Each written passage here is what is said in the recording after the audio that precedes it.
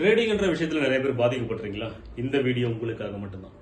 Trading யார் சம்பாதிக்கிறாங்க, சம்பாதிக்கிறவங்களாம் யார், ஏன் ட்ரேடிங்ல நிறைய பேர் ஃபெயிலியர் ஆயிடுறாங்க, ஏன் அவங்க ஃபெயிலியர் ஆகுறாங்க, அதுக்கான ரீசன் என்ன அப்படின்ற எல்லா விஷயங்களும் நம்ம பார்க்க போறோம். இன்ட்ரெஸ்டா லைக் அண்ட் சப்ஸ்கிரைப் பண்ண மறந்துடாதீங்க. இது உங்கள் ராஜ், இது morning daily green channel. Okay, இது என்னுடைய ஸ்கால்பிங் மெத்தட் பார்க்கலாம் போய் பாருங்க. ட்ரேடிங் ஏன் லாசஸ் ஆகுறாங்க? 99%, 1% பேர் மட்டும் தான் அங்க ஜெயிக்கிறாங்கன்னு நம்ம டேட்டா சொல்லுது. அப்போ அந்த 1% பேர் ஏன் அந்த 99% ஒரே மாதிரி இல்லை? அந்த 99 பேர் ஏன் தோத்துடுறான்? அதுக்கான காரணம் ரீசன் ஒரே விஷயம் தான். ஒரு ஆட்டு மந்தையில் எல்லா ஆடுகளும் ஆடுவாக இருந்தது. 99 ஆடுகள் ஆடு மாதிரியே பிஹேவ் பண்ணுச்சு. அது எப்படி போகுதோ முன்னாடி போற ஆடு அதே மாதிரி ஆடுகள் அது பின்னாடி போயிட்டு குழியில் விழுறதோ சரி, ஏறி போகிறதோ சரி, எப்படியோ பண்ணிட்டு இருந்துச்சு.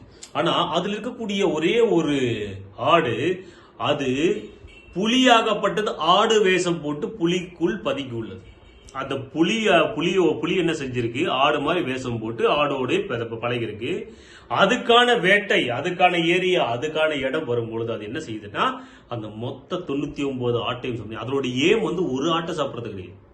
அதனோட ஏம் 99 ஆட்டையும் மடக்கி போட்டு அதை வச்சு செய்யணும். புரியுதுங்களா? அது ஒரே ஒரு ஆட்டைனா எப்பனாலும் வேட்டையாட்டு போயிடலாமே, அப்படி செய்யாது.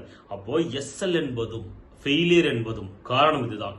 ஒவ்வொருத்தர் ஒரு ஸ்டாப் லாஸ் செட் பண்ணுவான், ரெண்டாவது என்ட்ரிக்காக ட்ரை பண்ணுவான், மூணாவது என்ட்ரிக்காக ட்ரை பண்ணுவான், ரீகவர் பண்றத பண்ணி அவனுடைய வாழ்க்கையை ரீகவர் பண்ண முடியாத ஸ்டேஜுக்கு கொண்டு போய் விட்டுறான்.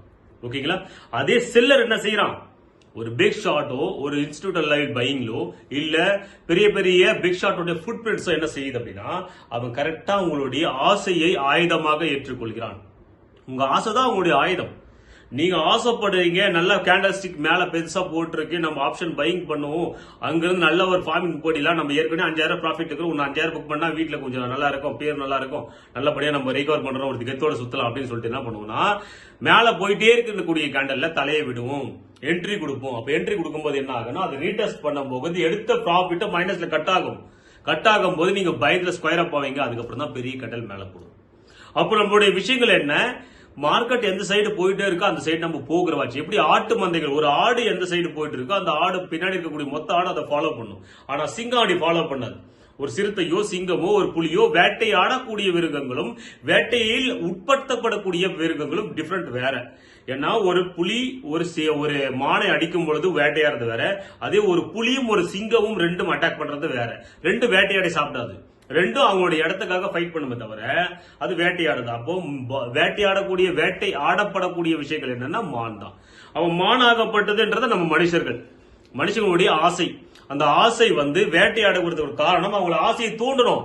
இங்க நிறைய நல்ல பச்சை பில்லுகள் இருக்கிறது, இதை சாப்பிடு, இந்த நல்ல கேண்டல்ஸ்டிக் போடுற, இந்த இடத்துல என்ட்ரி கொடு அப்படின்னு உங்களை உள்ள இருக்கக்கூடிய சைத்தான் என்ற ஆசையை தூண்டி விட்டு அவன் வேட்டையில் இறங்குவான்.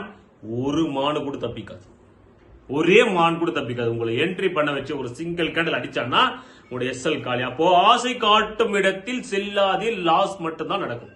அதுதான் 99% பேர் லாஸ் ஆகிறதுக்கான காரணம் இந்த ஆசையினால.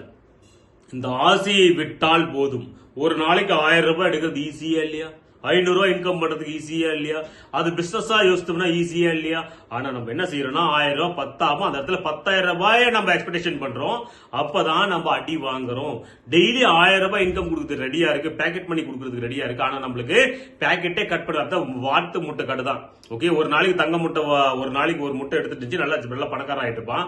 மொத்த முட்டை ஒரே நாள் பெறணும்ன்றதுக்காக அந்த வைத்த அறுத்து உள்ள இருக்க மொத்த முட்டை எடுக்கல பார்த்தா அங்க தங்கம் இருக்காது, வாத்து உயிரோடு இருக்காது. அந்த மாதிரி விஷயங்கள். கேபிட்டல் இருந்தா தான் ட்ரேடே பண்ண முடியும். ட்ரேடே பண்ண முடியாம நீங்க என்ட்ரி எக்ஸிட் அப்படின்னா ப்ரோக்கர் சார்ஜ் பே பண்ண வேண்டியதா இருக்கும், அதுல டாக்ஸ் பே பண்ணதா இருக்கும். நீங்க லாசஸ்ல இருப்பீங்க, ரீகவர் ஆக முடியும்.